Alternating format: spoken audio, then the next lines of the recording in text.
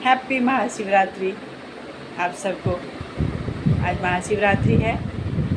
पूजा पाठ हो गया आप सब लोग का, मेरा भी हो गया। मैं भी कल से ही एकदम प्लान वे में काम कर रही थी कि कल महाशिवरात्रि है, सुबह जल्दी उठना है, जल्दी सब काम निपटा के जल्दी मंदिर जाना है, क्योंकि आज के दिन ना मंदिर में बहुत भीड़ रहती है हर जगह, और थोड़ा भी लेट हो जाए तो फिर लंबी लंबी लाइन में लगना पड़ता है, और पूजा भी अच्छे से नहीं करने देते हैं। सब लोग जल्दी उठो ये होने लगता है।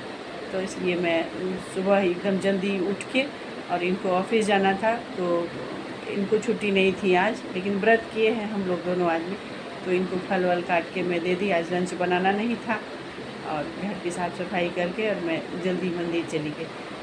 तो कितना भी जल्दी जाइए तो आज तो शिवरात्रि के दिन तो कहीं पर भी बहुत ही भीड़ रहती है मंदिर सब में। तो आज शिवरात्रि के दिन क्योंकि सब लोग व्रत करते हैं, लगभग सब लोग पूजा करने आते हैं, सब लोग मंदिर जाते हैं। जिनके घर के पास में मंदिर रहते हैं वो लोग तो जाते हैं, और हमारे घर के पास 2-3 मंदिर हैं, तो कभी किसी मंदिर में जब जिस दिन जो मंदिर में मन करे मैं चली जाती हूँ। लेकिन मैं जाती हूँ, कोशिश रहता है हमारा कि ना छूटे ये सब दिन में मंदिर जाऊँ।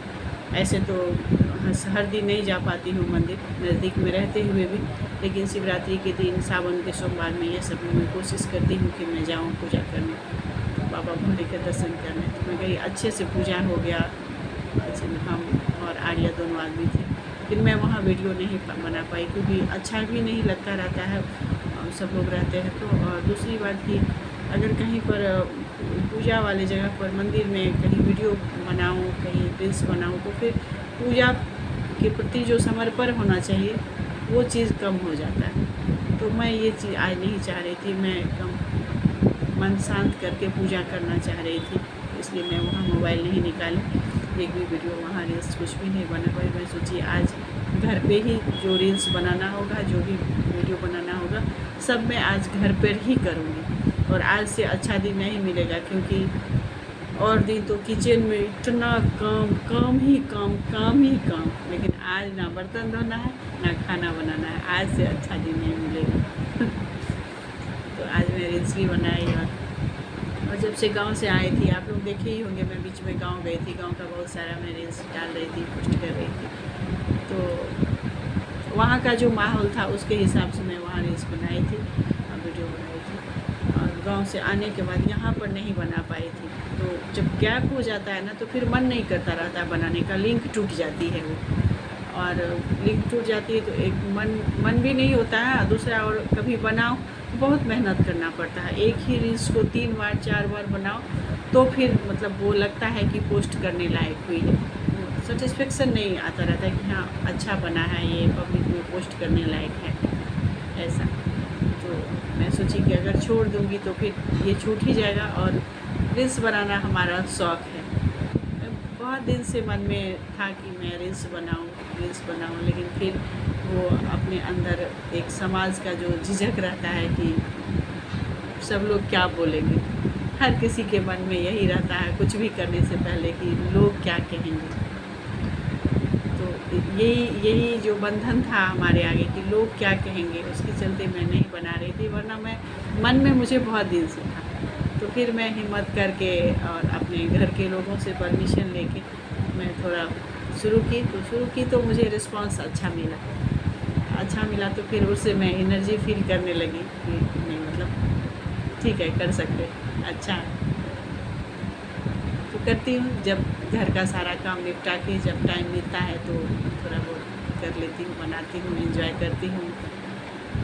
गांव गई थी तो गांव में भी बहुत सारा मैं वीडियो बनाई, वहाँ का माहौल जो था वहाँ के हिसाब से मैं बनाई। गांव से आने के बाद यहाँ मन नहीं लगता रहता, बिल्कुल भी मन नहीं लगता है। फिर मतलब मन वही रहता है, तन सिर्फ यहाँ आ जाता है, और यहाँ आकर के आते ही काम में लग जाते हैं, क्योंकि घर बंद रहता है तो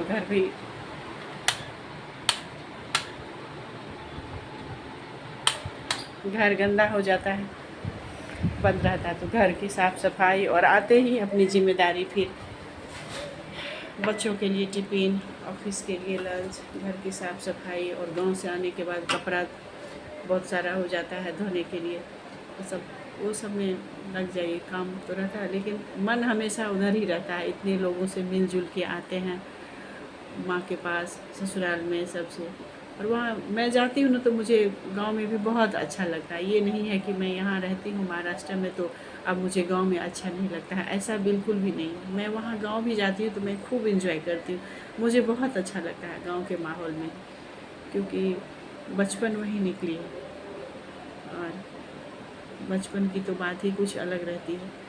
जबकि हमारा गांव शहर से, सिटी से कनेक्टेड है, लेकिन फिर भी गांव गांव का एक अलग ही रहता है, थोड़ा सा शहर से अलग वहाँ का रहन सहन हो जाती है। तो वो बचपन याद आती है, ना कोई जिम्मेदारी, ना कोई टेंशन, ना कोई चिंता, बस माँ के हाथ का बना हुआ अच्छा अच्छा खाना और थोड़ा बहुत पढ़ाई। बहुत बहुत ज़्यादा सीरियसली नहीं, जैसे आजकल के बच्चों का कंधा झुक जाता है बैग के वजन से, वैसा हम लोग का नहीं था। फिर भी बच्चों से अच्छी ही पढ़ाई हुई है हम लोग की। आजकल के स्कूल में बस हाई फाई ज़्यादा रहता है, लेकिन हम लोग जब पढ़ाई करते थे तो हाई फाई बिल्कुल नहीं, बस सिर्फ पढ़ाई ही रहती थी। और इतना टाइट सिचुएशन भी नहीं रहता था स्कूल का, जितना आजकल के बच्चों को देखती हूँ कितना परेशान रहते हैं बच्चे। हम लोग का वो नहीं था, बस पढ़ाई बहुत ही अच्छी चलती थी, लेकिन इतना प्रेशर नहीं रहता था, और माँ के हाथ का अच्छा अच्छा बना हुआ खाना।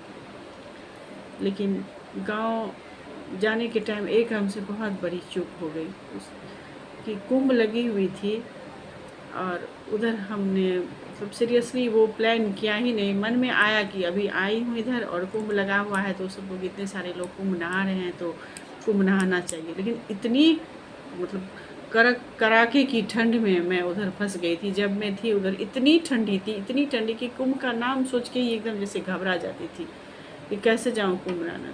तो उतना नहीं, ठीक है जाना है, नहीं जाना जाना नहीं, उसे में हम लोग का टिकट बना हुआ था, आ गए। लेकिन जब मैं यहाँ आ गई उसके बाद पता नहीं क्यों मुझे इतना अफसोस होने लगा, इतना अफसोस होने लगा कि इतना अच्छा मौका लगा था मुझे कुंभ जाने का और इसको मैं गंवा दी। कहाँ कहाँ से आदमी आए हैं।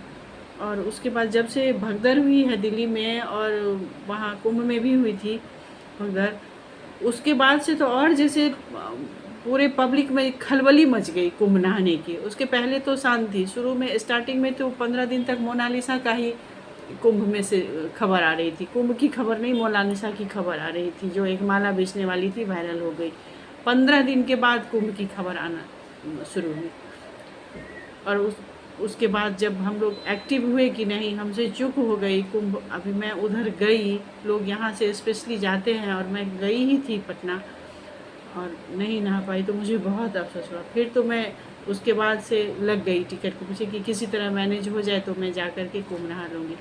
लेकिन जो भी प्रयास हो सकता था मैं सारा ही प्रयास की, लेकिन टिकट नहीं मिला। इस बात का मुझे इतना अफसोस हुआ कि थोड़ी सी चूक की वजह से मैं को नहीं जा पाई। और किसी को भी क्या बोलूँ, क्योंकि ये हमारा खुद की प्लानिंग थी, हमारी खुद की गलती की वजह से हम नहीं जा पाए। ये बहुत बहुत ही अफसोस हुआ, एकदम तरफ जैसे अंदर हो रही है। लेकिन मैं घर में ही कुंभ स्नान कर ली, जो हमारे जान पहचान वाले गए थे कुंभ, उनसे मैं जल मंगवा के और घर में सब लोग हम लोग कुंभ स्नान कर लिए, घर के पानी में मिला के। वैसे क्या करें, मन क्या बोलते हैं, मन चंगा तो कठौती में गंगा। जब नहीं जा पाई, ऑप्शन नहीं था, तो कुछ ना कुछ तो उसका सॉल्यूशन निकालना पड़ता है।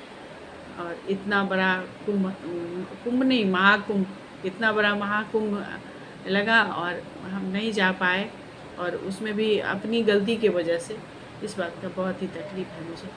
और जैसा सुनने में आ रहा है कि 144 ईयर्स पहले ही लगा था, तभी भी हम नहीं थे 144 ईयर्स पहले, और अब फिर 144 ईयर्स के बाद जब लगेगी तो इतना दिन तक तो कुंभ नहाने के लिए रहना मेरे हिसाब से सही नहीं है, ये एकदम ही गलत है कि कुंभ नहाने के लिए मैं अभी और 144 ईयर्स तक रहूँ, ये एकदम गलत होगा। तो अब जो भी कुंभ लगेगा यहाँ हरिद्वार में, उज्जैन में, नासिक में, तो वहाँ कोशिश करूँगी मैं जाने का। लेकिन अभी ये कुंभ तो मेरा छूट गया। घर में नहा ली, कुंभ स्नान की, लेकिन वहाँ जा कर के नहाने का कुछ और ही बात होता है। तो ऊपर से रील भी बनाती प्रयाग नगरी, बस गंगा यमुना के तीरे।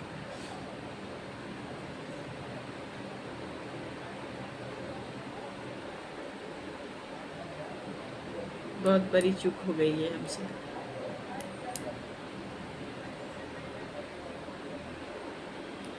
ठीक है, मिलते हैं फिर नेक्स्ट ब्लॉग में। Bye bye. हर हर महादेव। हैप्पी महाशिवरात्रि आप सबको।